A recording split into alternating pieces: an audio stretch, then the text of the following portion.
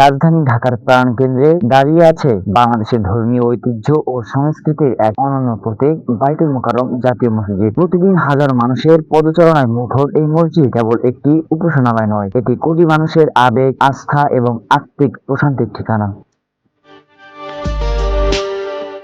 জুমার দিন কিংবা ধর্মীয় উৎসব, সবসময় বাইতুল মোকাররম হয়ে ওঠে দেশের ধর্মীয় জীবনের কেন্দ্রবিন্দু। বাইতুল মোকাররম মসজিদের নির্মাণ কাজ শুরু হয় ১৯৬০ সালে। পবিত্র কাবা শরীফের আদলে নির্মিত এই মসজিদের নকশা করেন স্থপতি আব্দুল হুসাইন এম থারিয়ানি।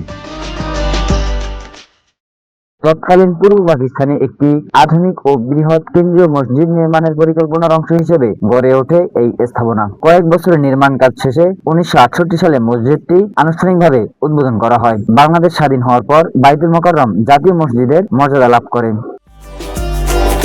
প্রচলিত গম্বুজ নির্ভর স্থাপত্যের বাইরে গিয়ে কাবা শরীফের আদলে নির্মিত হওয়ায় বাইতুল মোকাররমের স্থাপত্যশৈলী অন্য সব মসজিদ থেকে আলাদা। এর সরল, আধুনিক ও নান্দনিক নকশা দেশি বিদেশি দর্শনার্থীদের আকৃষ্ট করে। বিশাল পরিসরের এই মসজিদ একসঙ্গে হাজারো মুসল্লি নামাজ আদায় করতে পারেন। প্রাকৃতিক দুর্যোগ কিংবা বিশেষ উপলক্ষে দেশ ও জাতির কল্যাণ কামনায় এখান থেকে অনুষ্ঠিত হয় বিশেষ দোয়া ও মুনাজাত।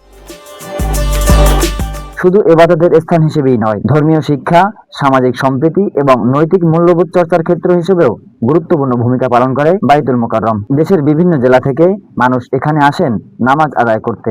অনেকের কাছে বাইতুল মোকাররম শুধু একটি মসজিদই নয়, বরং শৈশবের স্মৃতি, আধ্যাত্মিক অনুভূতি এবং ধর্মীয় অনুপ্রেরণার এক বিশেষ জায়গা। ৬ দশকেরও বেশি সময় ধরে দাঁড়িয়ে আছে বাংলাদেশের অন্যতম গুরুত্বপূর্ণ এই জাতীয় মসজিদটি। এটি শুধু বাংলাদেশের জাতীয় মসজিদই নয়, এটি বাংলাদেশের মানুষের ধর্মীয়, সামাজিক, সাংস্কৃতিক এবং আধ্যাত্মিকতার একটি কেন্দ্র। জোবায়ের রহমান, দৈনিক আমাদের সকাল, বাইতুল মোকাররম জাতীয় মসজিদ, ঢাকা।